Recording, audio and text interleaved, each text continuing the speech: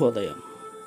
Global బెతేనియా Calvary ministry తరపున ఈ ఉదయకాల సమయంలో మరొకసారి మీ అందరితో కూడా కలుసుకొని దేవుని యొక్క పరిశుద్ధమైన మాటలు ధ్యానించటకును దేవుడు నాకు ఇచ్చిన మధురమైన ఒక ఆశ్రమను బట్టి దేవునికి ప్రత్యేకమైన వందనాలు తెలియచేసుకుంటూ ఉన్నాను.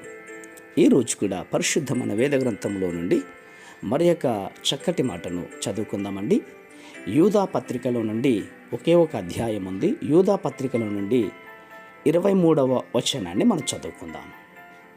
నేను చదువుతున్నాను, దయచేసి గమనించండి. యూదా రాసిన పత్రిక 1వ అధ్యాయము 23వ వచనము. అగ్నిలో నుండి లాగినట్టు కొందరిని రక్షించుడి, శరీర సంబంధమైన వారి అపవిత్ర ప్రవర్తనకు ఏమాత్రము నొప్పుకొనక దానిని అసహించుకొనుచు భయముతో కొందరిని కరుణించుడి. దేవునికి స్తోత్రం కలుగునుగాక. అవును ప్రియులారా, సంసోన్ యొక్క అపవిత్రతకు పడిపోయినట్టుగా మనకు తెలుసు.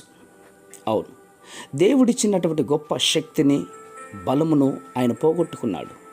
అలాగే మీలో కూడా ఎవరైనా జారత్వమే కానీ ఏ ఇతర సంబంధమైనటువంటి అపవిత్రత కానీ మనలో ఉండకూడదు అని దేవుడు కోరుకుంటూ ఉంటున్నాడు. అవును, మనము దేవుని చేత పిలువబడినటువంటి వారం. కృతజ్ఞత కలిగడానికే దేవుని చేత పిలువబడ్డమే కానీ ఈ లోకానుసారమైనటువంటి పోకరి మాటల ద్వారా, పోకరి అలవాట్ల ద్వారా మనము జీవించకూడదు అని దేవుడు హెచ్చరిస్తున్నాడు. అవన్నీ కూడా మనకు యోగ్యము లేనటువంటివి. అవును ప్రియులారా, దేవుని వాక్యం చాలా స్పష్టంగా నీతో, నాతో, మనందరితో మాట్లాడుతుంది. నీ తలంపులు, నీ చూపులు పవిత్రంగా ఉండాలి అని. మన పవిత్రమైన జీవితం చాలా చక్కగా జీవించేవారుగా ఉండాలని. చూపులు ఏందే కానీ, తలంపులు ఏందే కానీ, మాటలు ఏందే కానీ, నడత ఏందే కానీ, అన్ని విషయములలో దేవుడు ఆజ్ఞాపించిన రీతిలో జీవించాలి అని మనము జీవిస్తూ నశించిపోచున్న వారిని దేవుని దగ్గరకు నడిపించాలని కోరుతూ ఉంటున్నాడు. అందులో కొంతమందినైనా నడిపించాలని కోరుతూ ఉంటున్నాడు ప్రియులారా.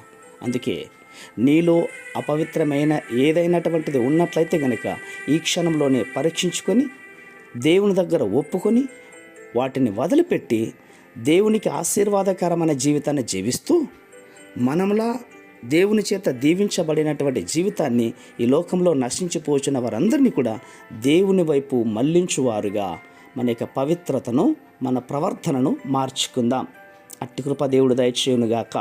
పరిశుద్ధమైన మా ప్రియ పరలోకపు తండ్రి, నిజమే నాయన, అగ్నిలో నుండి కొందరినైనా రక్షించుకోగలిగినటువంటి మనస్సు ఈ మాటలు వింటున్నటువంటి వారి యొక్క చెవులలో తండ్రి ఊదుతూ ఉన్నాను. దయచేసి ఈ మాటలను గ్రహించి వారి ప్రవర్తన ద్వారా, వారి మాటల ద్వారా, వారి చూపుల ద్వారా, వారి నడత ద్వారా నశించిపోచున్నటువంటి ఒక్క ఆత్మనైనా మీ వైపు నడిపించే గొప్ప భాగ్యాన్ని దయచేసినందుకే స్తోత్రాలు అర్పించుకుంటూ చిన్న ప్రార్థనను మా రక్షకుడిని యేసయ్య నంబట అడిగి వేడుకలు పొందించున్నాం మా తండ్రి. ఆమేన్, ఆమేన్, ఆమేన్.